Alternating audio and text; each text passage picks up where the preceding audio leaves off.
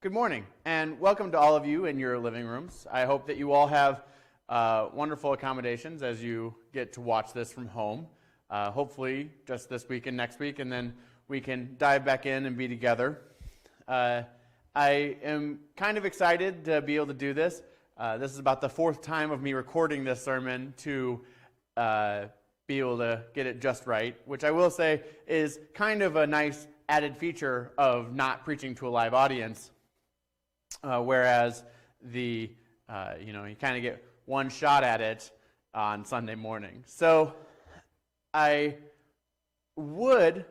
also very different just in general to have the lack of reaction in front of me.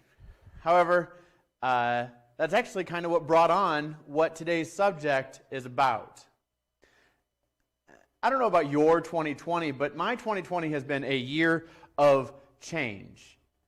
This is my first year in my adult life that I had no theatrical shows at all. I worked a lot in the theater, but we didn't have any shows to work on, so a lot of cleaning. It was also my first year that I got to travel to Europe, which is funny. It was in the first part of the year before the travel bans. This is also my first time that I ever had to teach a class online or preach. We've preached online before, but preached to an empty audience, to 100% online. And the obvious change is that my family went from a family of 4 to a family of 6 about 2 months ago. So we have had lots of change in our family. Now, all change can be good or bad, but what I find with most change is that it comes whether or not you want it to.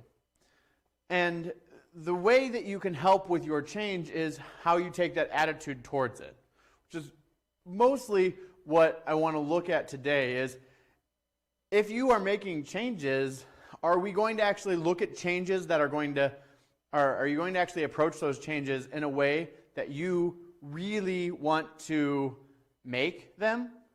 Or are you sticking your feet in the mud and you might be saying, yeah, I'm fine with that, but really you're dragging as much as possible and withholding from those changes. Now, before we get too far into this, I do want to say there are changes in this world that are A-okay to stand up for and say, I don't want this to happen. This is not a slippery slope that I do not want to go down. That's not what I'm talking about today. We're going to be talking about changes that are good and for the betterment of your life, as it were. Now, that could be different for all of you, but that is what we are looking at, not necessarily those obviously changes that may not be the kind that you want to, say, go down the river with. So the other thing that brought this subject up is obviously it's a time that many people are making changes in their life. January 1st is often a time where about half of America still makes resolutions to try and better their life for the next year, whether it's weight loss, trying to exercise more and be healthy. Some people are trying to stop smoking or stop drinking as much. Those are all things that are kind of the top list. Get out of debt would be another one. Those are kind of the top 5 that really come up year after year after year for most people. The thing is, around March, about 97% that have firm resolve in January fail. Now, this could be, and then once March hits, you have that 97% mark, that they might have some changes from that. You may have some weight loss, but a lot of Americans by June are right back in the same situation that they were on December 31st. Why is that? Or even more significantly, there are scores of people who claim Christ as their leader, as their king, as the Lord of their life, and yet their lifestyle shows little difference from the people who don't make a claim to Jesus at all. Now, taking these patterns down to a personal level, there are some in this virtual room that have problems from their pre-Christian days that they're still struggling with. That when they come out of the waters of baptism, they struggle day in and day out to make those changes enough in their life to really stop showing the world and start showing Jesus. There are multiple things that take years to really improve and get to that perfect walk with Christ, if you ever even achieve that perfect walk with Christ, as it were. So, why is it that this is so hard? What makes change so hard for some people to achieve? We're going to be looking at the story from John chapter 5, verses 1 through 9. Sometime later, Jesus went up to Jerusalem for one of his Jewish festivals. Now, there in Jerusalem, near the Sheep's Gate, a pool, where in Aramaic is called Bethesda, and which is surrounded by 5 colored colonnades. Here, a great number of disabled people used to lie, the blind, the lame, and the paralyzed. One whom was there had been an invalid for 38 years. When Jesus saw him lying there, he learned that he had been there in that condition for a long time, and he asked him, "Do you want to get well?" "Sir," the invalid replied, "I have no one to help me into the pool when the water is stirred. While I am trying to get in, everyone else goes down ahead of me." Then Jesus said to him, "Get up, pick up your mat and walk." And at once the man was cured. He picked up his mat and walked. Now, I don't want to be exclusionary to pre-Christian struggles, because obviously many of you probably don't even remember your pre-Christian lives. It was a long time ago. That doesn't take much. I think I'm at year 16 from my baptism, and I barely remember what I was like. I am sure there are many people here that would love to remind me what I was like in those pre-Christian days, and I am sure my family would even more love to. But a lot of people don't remember those pre-Christian days. That does not mean that you still can't have struggles that you deal with and change, or new struggles that could come in, because each part of your life, different struggles could appear. Different things could tempt you to go away from that walk with God, and you need to change it. Now, most people,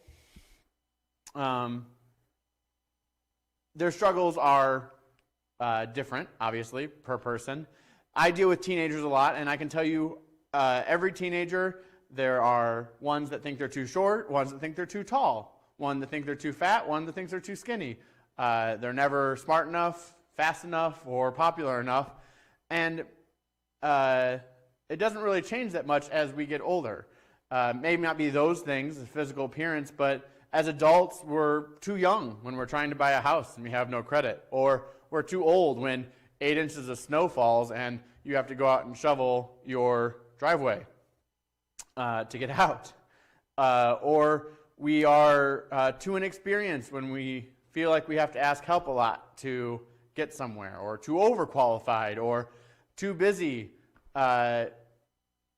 or too alone. You know, there are many things that we have problems with in our lives that we should change, and sometimes those changes are not necessarily outward changes as much as inward changes that need to happen. Romans 12:2 tells us, "Do not be conformed to this age, but be transformed by the renewing of your mind, so that you may discern what is the good, pleasing, and perfect will of God." If you look back at the list of things that I went through, none of those things really matter. It's about who you are with God and how I can follow the will of God that will make me a better person and live a better life. We experience disappointments and failures which are often beyond our own control.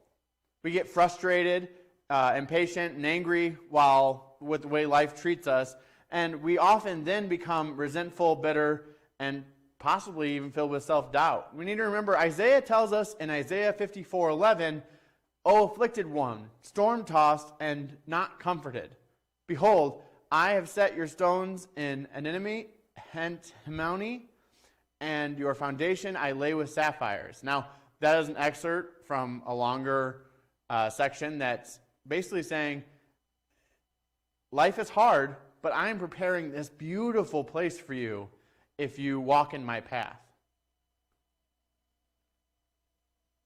Then for many of us, I suspect that we're so accustomed to our predictable, safe patterns of living that we become unaware that there is a path God is laying out for us. When you're stuck in that ravine, that rut, that you just keep on doing the same thing over and over again, it's hard to say, hey, God's trying to move me in this direction. As an imagery, if you have a stone that's rolled in the same place or that's been sitting for a long time, you could have a stone that's the exact same weight that's on top of the soil and a stone that's only buried 3 or 4 inches down, and I can guarantee you it'll take a whole lot more power to move that stone that's 3 or 4 inches down than the one that's on the top of the soil.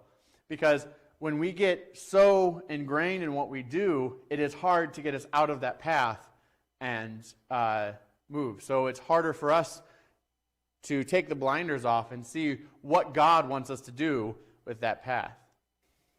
Because we become accustomed to the familiar, day after day, week after week, month after month, year after year. And we fail to realize the difference between living and simply existing. We don't realize that there is living life, and then there is living the life that God intended for us. There is not having that status quo, but reaching our potential. 2 Timothy 1:7 says, "For God gave us a spirit, not of fear, but of the power of love and self-control." God gave us a spirit of, not of fear, but of love and self-control.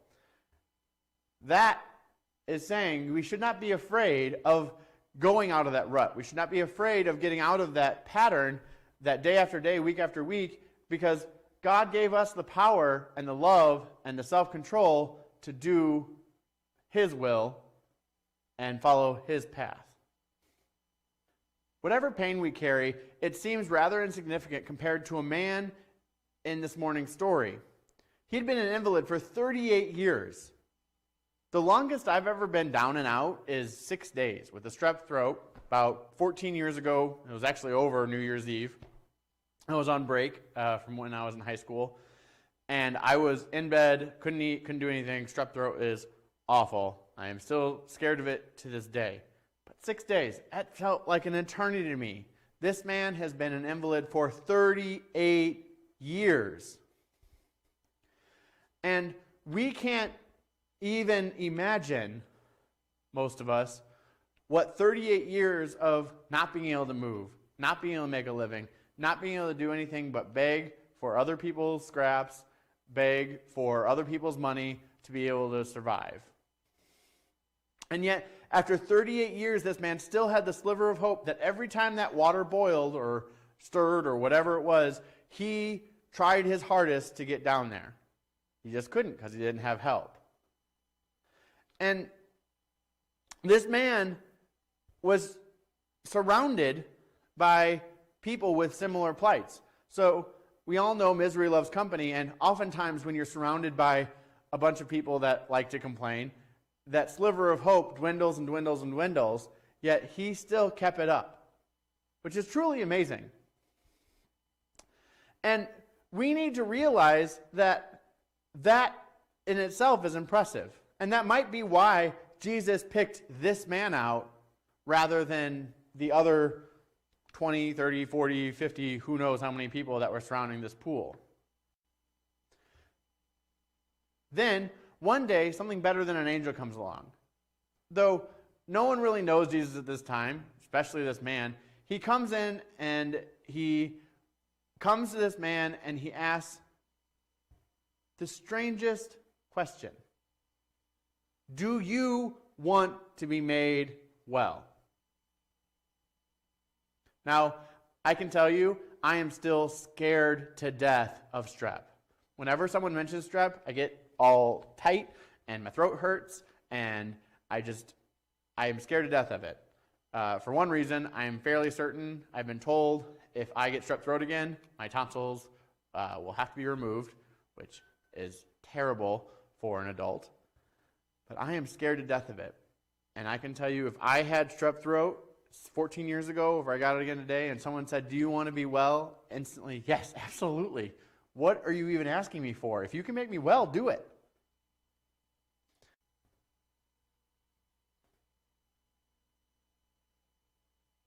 We look at this and we say, yes, there is that question of, do you want to be made well? But really, that's a valid question. This man had 38 years to feel accustomed to the fact that he didn't have to make money, he didn't have any responsibilities. All the town expected him to do was sit there and beg, and we'll give you just enough food to survive. So if he's healed, all of a sudden he's going to have a whole lot more responsibilities. So it's a valid question. Do you want to be made well? We have a couple of examples in Psalms and in Genesis where people didn't necessarily want to be comforted, didn't want to necessarily feel better. In Psalm 77:2, in the day of my trouble I sought the Lord.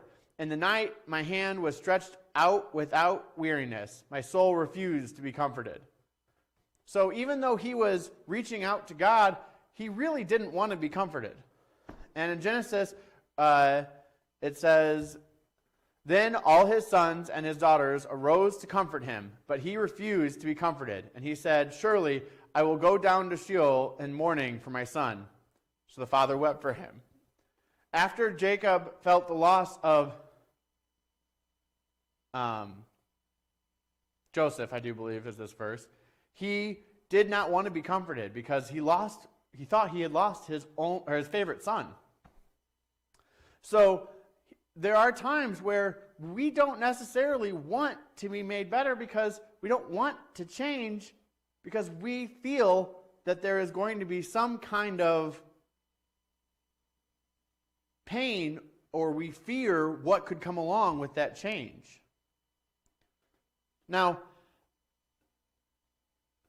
this man did respond quickly. He responded and he said, yes, I can't do it by myself. I've tried, but everyone always beats me down. So, we quickly can cut to the heart of the matter. Jesus just says, stand up, take your mat, and walk. Jesus spoke that word, God healed this man, and he was able to stand up and walk. And he assumed all those responsibilities that come along with being able to be mobile, be a normal functioning part of society. And that is a crazy transformation that man chose to make that day. So we look at this and say, he's not necessarily wasn't asking, do you want to walk or be healed, as much as, do you really want to deal with this change? How I feel, now I feel that way, that is 100% what this question is. I conferred with Bruce earlier this week, and he said, well, it's obvious that he's asking him, do you believe? And I disagree. I think that first he's asking, do you want to be changed? The belief statement came when Jesus gave a direction. He said, get up, take your mat, and walk. If that man didn't believe, he would never have gotten up. And as far as we know, if Jesus walked away, it was done. There was no healing that would have taken place because the man didn't show his belief by getting up and walking. So I have to say, what is there is not necessarily do you believe as much as it is do you really want this change? That we must recognize that we are helpless apart from God. That in our human condition, As much as the world wants to tell you that you are your own person and what you can do is what you can do and that's it. No, that is not it at all. The change that comes in my life, what truly changes a man or woman, is God. Joshua 1:9 tells us, "Have I not commanded you? Be strong and courageous. Do not be frightened, and do not be dismayed. For the Lord your God is with you wherever you go." I am who I am, and I can make the changes in my life that I want to make because God is with me. So when Jesus asks that question of you or of me, do you really want to be made well? What is your answer? Do you really want to take on the responsibilities of that change, whatever it may be? For even God himself can do little for us if we are comfortable where we are at. Now, obviously, God can do whatever he wants. But God's not going to take his time to help you if you are going to sit there and continue on the same path that you are doing. He's made a path clear for you. If you don't choose to take it, the change isn't going to come. Or if it comes, it's not going to stay long because you have not made the decision to have God be a part of that change. We often get stuck in that survival mode, which is that rut. Now, there are all times in our lives where sometimes we go into a pure survival mode. I can tell you, in my life, it's happened 3 times now. We go into a survival mode when a baby is born. We have a pure month or 2 of just get stuff done, feed ourselves, feed the babies, sleep when you're dead. And you just are going and going and going. Now, I will tell you, with Zeke, we had a little bit of problem in our family getting out of that survival mode. It just seemed like it lingered, and we just kept on going about our business, doing what we had to do, and we never really stood up and said, hey, let's make a plan, let's make some changes, let's get back to where we're at in our lives. Because if you stay in that survival mode too long, it affects your relationship with God, your spouse, with your family and friends, whatever it may be. This isn't just for childbirth. There are lots of reasons to go into this survival mode. But it's, and me and Kaylee even talked about the fact that with the twins, it's really important to us that we get the twins into a sleep pattern and get out of that survival mode quicker so that we can get more into the path of what we should be doing with our lives and how we should be spending our time. In the same way, true Christians can be changed from the inside out. We're meant to fly. Jesus equipped you to experience the abundant life of glorifying God to all that you can do. If our lives were meant to be bemoaning and always upset and about life, who would want to be a Christian? Jesus provides a path that we can fly. We can live our lives in a way that everyone says, I want to be a Christian. I want to be like Jesus. Now, they first might be saying, I want to be like fill in the blank. I want to be like Mike. I want to be like Tom. I want to be like Bruce. But what they eventually realize is that Tom, Mike, and Bruce are like Jesus. What they are reflecting in their lives are Jesus. And that is what the path is that God is going to give us. So, do we really want to change? The man said, I have tried, and I need help. Jesus, will you help me?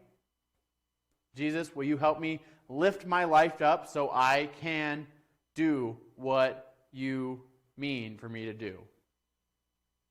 Jesus' question to the man was about physical healing and a man's physical condition. But the question in itself to us is about our spirit. What do you want from life? What is it that you really need from God?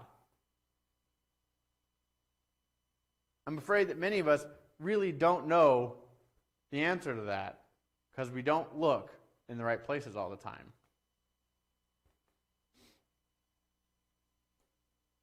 All of us have seen what happens when it rains hard. Water comes down, and it flows to the path of least resistance, and if it consistently flows to the same place over and over again, it makes a rut, it makes a riverbed, and after a long, long time, the water might just stay there because it has nowhere else to go. It just keeps on flowing. The only way you're going to change it at that point is by putting a wall in. You put that wall in, and it stops the water. Might make a lake, or maybe you have some way to mitigate the water, but you have to make a change. And it is harder to make a change the deeper that rut is. And I can tell you the best way to make the change, no matter how deep that rut is with Jesus, is with God.